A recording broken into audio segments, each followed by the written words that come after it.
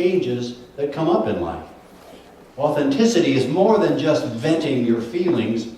It is using these feelings to transform, to appreciate who we really are, so we can raise the energetic vibration from one of anxiety to a wholeness, a oneness with life and with love. So today, we examine the all-important idea of receptivity. Dr. Ernest Holmes, our founder, wrote this in the Science of Mind textbook. All is mind, and we must provide a receptive avenue for it, as it passes out through us into the outer expression of our affairs. If we allow the world's opinion to control our thinking, then that will be our demonstration. If, on the other hand, we rise superior to the world, we shall create a new pattern. In other words, if we are receptive to something new, we will create something new. The dictionary says that receptivity is when we are able or inclined to receive, open and responsive to ideas and impressions. So today we look at this idea of receptivity and what it can mean to us. And one of the key exercises that we do in our prosperity classes is to go and clean out all the stuff in our closets and garages and the things that we haven't used in at least 1 year or more. Now, it's very revealing what we hold on to sometimes for years. I know when we moved quite a few years ago, I saw stuff I hadn't seen in years. It was junk. Just plain old junk. And I was holding on to it in case. In case I ever needed it. I hadn't needed it for 15 years, but in case there was a disaster, in case there was a climate change, depression, you name it, I held on to the junk for it. It's a very useful exercise, for it shows us how much junk we can accumulate that we need to get into circulation again. But it also shows us something valuable about receptivity. Many clean out their closets, the idea being that nature abhors a vacuum and will fill it up again. But nature won't fill it up with anything new unless we provide receptivity for the new. If we don't, we're likely to find more junk that we really don't need accumulating again. Many times in counseling, I hear this kind of scenario. Well, this relationship is going wrong too, just like the ones before. Then it's they don't have what I want and I don't have what they want. In other words, people often have the same relationship with the same kind of person with a different nose and a different name. Something within them, you see, is not really receptive to a new idea of relationship. I could say the same thing about careers and prosperity, health. What usually happens when there is a limitation of any kind in any areas of our life, despite our wanting there to be no more, it's because we are frightened subconsciously of the real possibility of change. And this is usually because we have a fear of the unknown, or in most cases I found a sense of unworthiness, of not deserving what we truly desire. And our sense of self-worth undergirds everything that we do. If we don't think we're worthwhile, no one else will either. Then it won't matter what we do, how often we practice or read or study or even want to change, unless we become receptive to the idea that we deserve whatever it is we want to change in our lives. It can't, you see, because the law of mind we teach here is a law of mental, spiritual energy.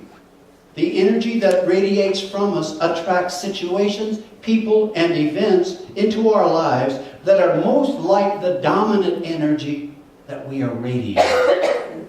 Opportunities could be handed to us on a silver platter, but we would find a way to sabotage it. Why? Because it doesn't fit the energy we think we deserve. It will never fit the energy we want until we are receptive to that new energy.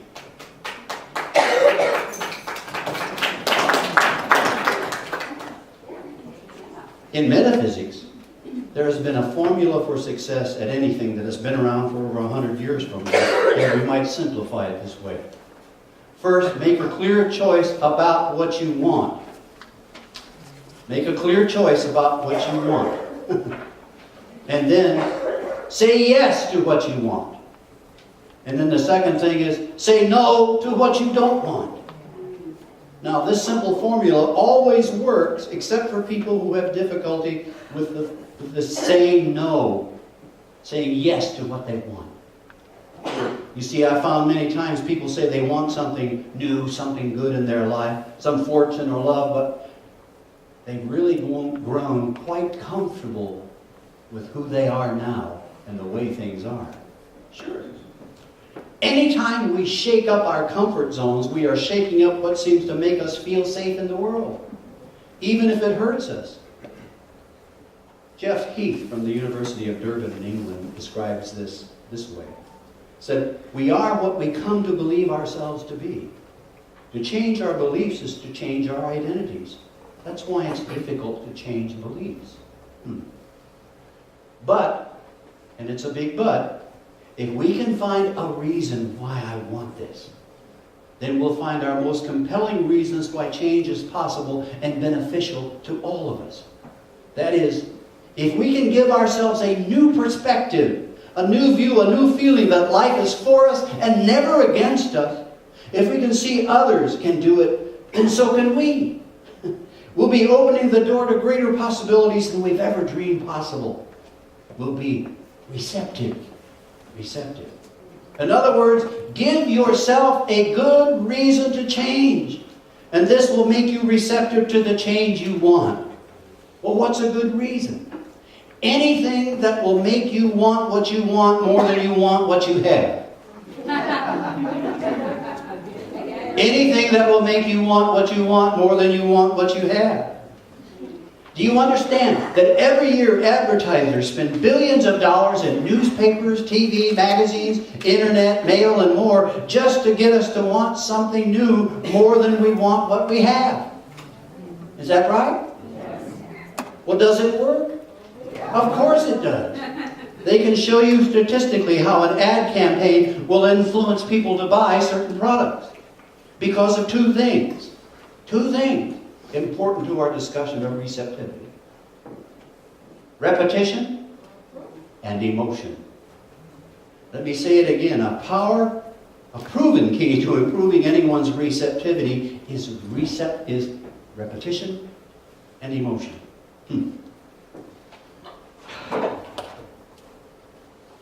Ads are little stories designed to impress you. The TV ads for McDonald's used to promise my kids, when they were little, a Happy Meal. Remember those? Do they still have them? I don't know. Yeah? I haven't been lately. Now, these same grown-up kids don't want a Happy Meal. The new McDonald's ad is now a coffee shop with internet and low-fat salads. And they repeat it over and over and over. The reason they do this is because it goes in, and the law of mind tells us that what is impressed must become expressed. That is, impress yourself enough with a good idea, and it will start to take action on that idea. Repetition. Now, everything that every one of us believe now, we believe because we have repeated it to ourselves many times in stories, old stories filled with emotion. When my kids were little, I'd say, "Where do you want to go eat?" And inevitably they say, "McDonald's." That was always the answer. Now, I didn't like McDonald's at that time very much, but I always took them there. Why? Emotion. I wanted to make them happy. Never mind, I was feeding them fast food. But let's take a cue from advertisers. They know how the subconscious works. Give it repetition and strong emotion, and it will give you what you are, those emotional feelings and repetition about. Did I say that right? No? Give it repetition and strong emotion, and it will give you what you are emotionally feeling and repetitive about. Why can't we make up our own advertisement to ourselves? To sell ourselves on our dream. Replete with stirring words, lovely pictures, positive life-enhancing feelings, and put yourself in the ad, enjoying what you want. For example, you could close your eyes. You could say, I could say this. For example, if I wanted a dream vacation to Hawaii, I'd make up this kind of ad in my mind. I'd get quiet and I'd run this movie in my mind. I am adjusting my sunglasses. After I put on a little more suntan lotion as I sit on my beach chair, enjoying the waves as they roll into the sand. And I motion to the cute waitress in a bikini to bring me another pina colada. Oops. My wife and I are sitting in the beach chair while the waiters bring us fresh drinks. And we're trying to decide if we want to go on a swim or just walk along the beach before we go for a delicious dinner. And later we'll drive into town to shop or perhaps hear some music. It's all so wonderful, so relaxing, so good. I must remember to write a letter to the board thanking them for paying for this vacation.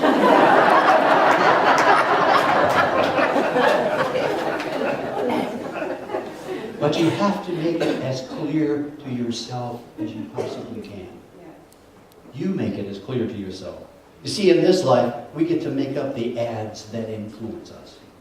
Incidentally, you don't ever have to know exactly how anything you truly want will come to you. But you do have to play out the scenario as you'd like, to be something this or something even better. And you do it with repetition as many times as you can, and with great emotional feeling, just like it's already so. Repetition and emotion is the key to any answered prayer. Look, our beliefs, which many of us got before we knew we had them, act as laws because of the law of mind. The Old Testament now says it well. As you think in your heart, so are you. If we want to change what is in our hearts, acting as a law, that doesn't serve us well. We have to give ourselves a better ad for what we really want. We have to sell ourselves on it. Otherwise, the old ideas in our hearts will still be the law of life for us. I guess what I'm saying is if you are not experiencing what you really want, then you may have some pretty strange ideas running around in your head that act as a law in your life, and you may never even know about it. Speaking of strange ideas and rather strange laws, I came across these strange traffic laws, which are still in operation. And the ideas behind these laws have been lost in history, but they are still in the books and still enforced. In Mount Vernon, Iowa, you're not allowed to shoot arrows or throw bricks out into any city street without written permission from the city council. Apparently, if that's your heart desire, it needs to get them to sign off on it. In Little Rock, Arkansas, the law says no person shall sound the horn on a vehicle at any place where cold drinks or sandwiches are served after 9 p.m. Does that mean if they don't serve sandwiches, you can honk? Honking at a sandwich shop is okay in University City, Missouri, so long as you honk in your own car. It's illegal to honk the horn of someone else's car. I love this one. In San Francisco, it's illegal to wipe a vehicle with used underwear.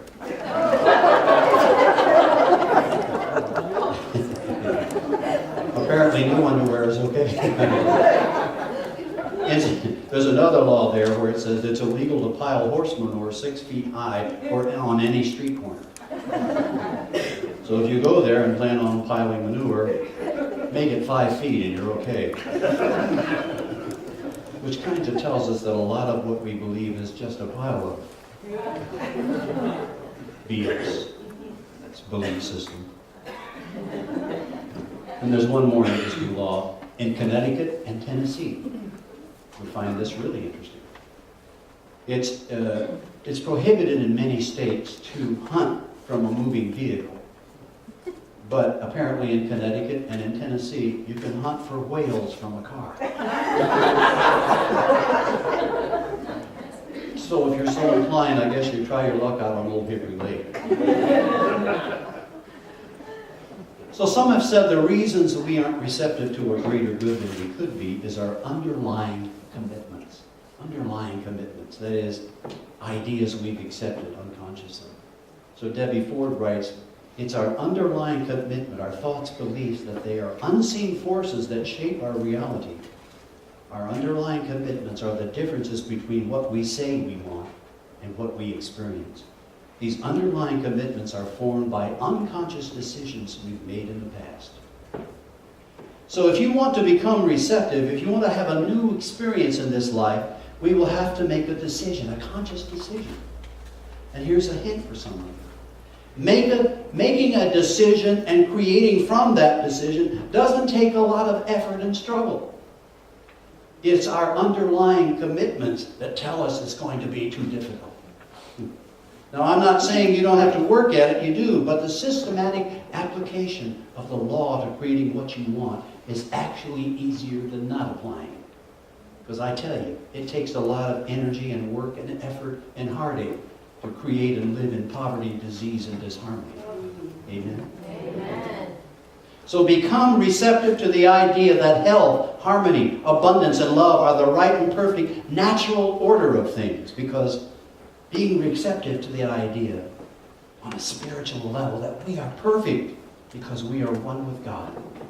There is no separation between the Creator and the created. That means we are powerful spiritual beings. We are here to create, to make decisions and choices that enhance our lives and the lives of others. We may have made limited choices in the past, but we never have to settle for that today. Because today, as I said a few weeks ago, is a brand new day. It's a doodah day. Here's what I've discovered about prayer or spiritual mind treatment. I've discovered it's a much deeper process than I used to think. I used to think if I can just get this one thing, this person, this event to change, that would create something outside of me that would finally make me happy. But that wasn't it. Prayer treatment is to get me to let go of the things inside me. The things inside me that make me think I was unhappy. In other words, I have to surrender and let go of an old concept and allow a much greater concept to become mine. I've told you this before, but some years ago, Dr. Dwayne Elgin at Stanford University conducted a series of experiments with what's called a magnometer, which measures magnetic energy. Now, he put one in a shielded, so the Earth's magnetic field would affect it in a shielded room, and he tried consciously to get the needle to move on the magnometer. So he tried, and he got his graduate students to help him, and they tried, and they grunted, and they tried harder, and nothing happened. And one evening, he was about to give up on the whole experiment when he tried, but not in a forceful way. He just set a simple intention, and he just closed his eyes and saw the needle moving. And he followed that by saying, I surrender, I let go. And the needle moved. The needle moved. Reminds me of Jesus' teaching. Not I, but the Father within doeth the work. So he taught his newfound technique of surrender to his students, and they all moved the needle. They moved it sometimes miles away in another city. The point of all this is something greater than our limited understanding can work through us if we let it. Let's call it God or Spirit or the Christ within or whatever you call it. We are willing to give up our ideas of how it ought to be and surrender to the greater idea of how it can be. You and I are meant to be conduits for greater ideas, greater concept, greater experiences, greater feelings of love and service and joy. We're not what has happened to us or what others have said we were. We're the essence of spirit, perfect life. That's who we really are. Donna Markova writes this. When the inner walls of your soul are graffitied with advertisements, opinions, and commercials of anyone who has ever known or labeled you, turning inward requires nothing less than a major cleanup. And when you have the courage to shape your life from the essence of who you are, you ignite becoming truly alive. So think of this. Many of us have the walls of our souls covered with graffiti. ugly stuff that isn't true.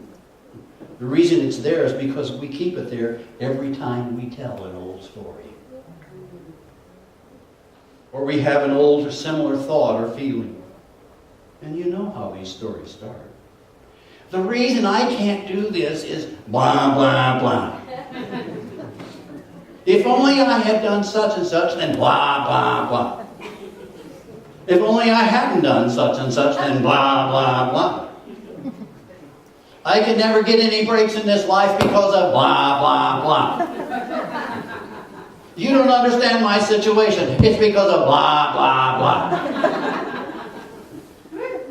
This is pure, unadulterated graffiti. And if you keep telling the same old story, guess what? It's going to remain on your soul's walls, in your mind and in your heart. And sure, there are many stories, cultural, family, race, mind, nonsense, things people have said or done to us. But please understand, like any story ever written or created, the ending can be changed. In fact, the whole story can be changed if you have the courage to intend to, decide to, surrender to ourselves, to this greater Spirit of God that wants to move through us in a greater way.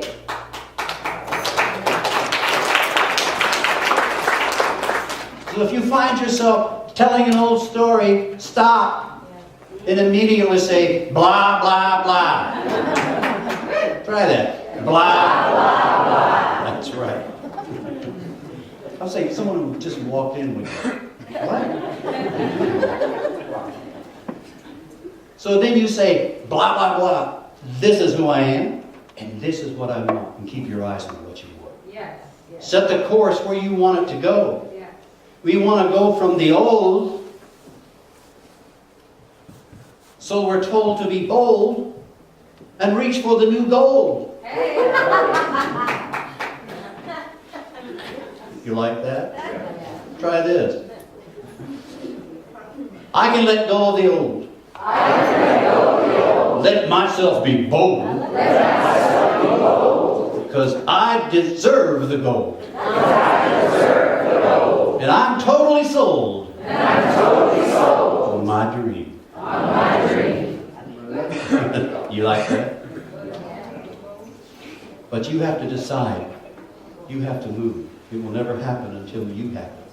And you happen by deciding. You know, a lot of people this morning said, well, I don't know if I should come to your new class or not. If you want to make a difference in this life, I promise you, 10 weeks in that class can change your life. Anybody's life been changed by class? Sign up. Spirit wants the new thing to happen. It's more than visualization. It's a vision. Therefore, I will be bold. Boldness has genius and magic in it, fair to say.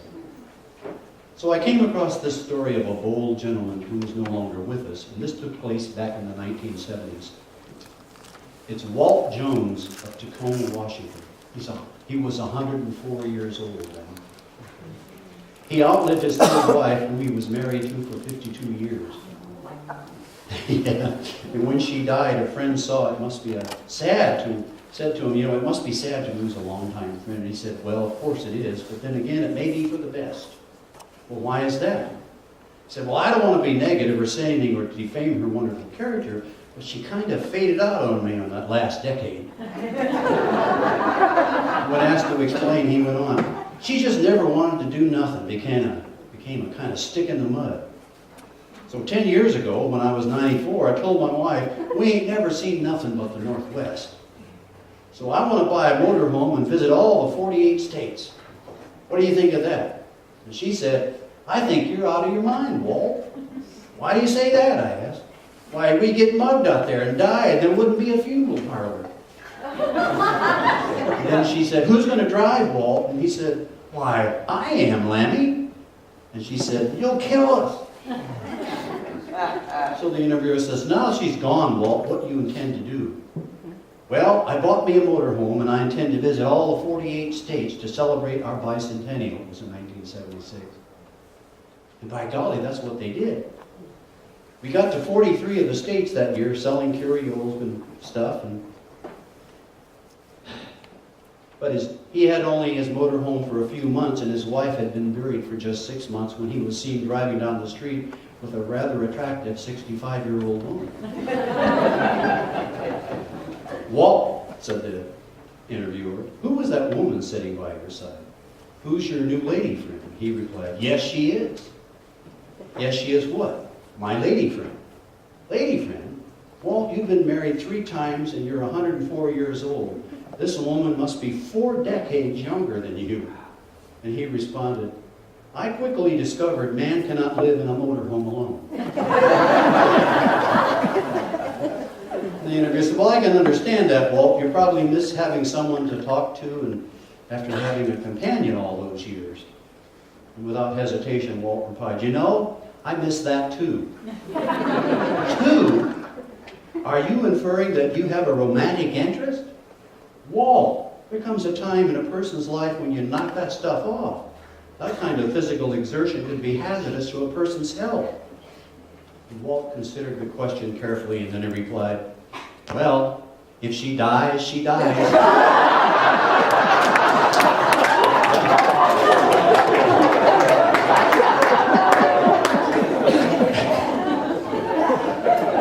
There's just something about the bold spirit of Walt Jones that can help all of us today. Amen? So one more thing. You have to be sold on your dream. Not just a casual, gee, I hope this works out. I got my fingers crossed. You have to sell yourself on it. And you have to make up an ad for it in your mind. I was reading of Nelson Mandela, who was in prison, of course, for 26 years. And he wrote about how he got through it. He said, I learned to work with my mind, and the mind is the great freedom, and the mind is the great prison as well. I had to move from it's not happening to it can happen. And I took it can happen to it will happen. And when I got to a place of it will happen, I just don't know how. I moved to a place of it's happening. It's happening through this. It is happening right now. That's a formula we should all memorize and let it become the law of our hearts. Remember this idea. Your subconscious mind is receptive to you. If you approach it with repetition and emotion, a joyous feeling of love expressed, as if it is already done. This is why Nelson Mandela said, it is happening. It is happening. So if you can convince yourself it is happening by the advertisements you play to yourself, remember my Hawaiian dream. By the way, you sell yourself on your dream till you are sold on it. You get it? You sell yourself your dream until you are sold on it. Decide. Get yourself sold on it. So remember this very powerful verse from Hebrews is one of my favorites. It says, things which are seen were not made of things which do appear. They're made of things of consciousness. Things invisible. So remember this. Are you ready? Say this after me. I can let go of the old. I can let go of the old. And let myself be bold. Some of you are. One more time, put your body into it. I can let go of the old. I can let myself be bold. Because I deserve the gold. I am totally sold. On my dream. And so it is.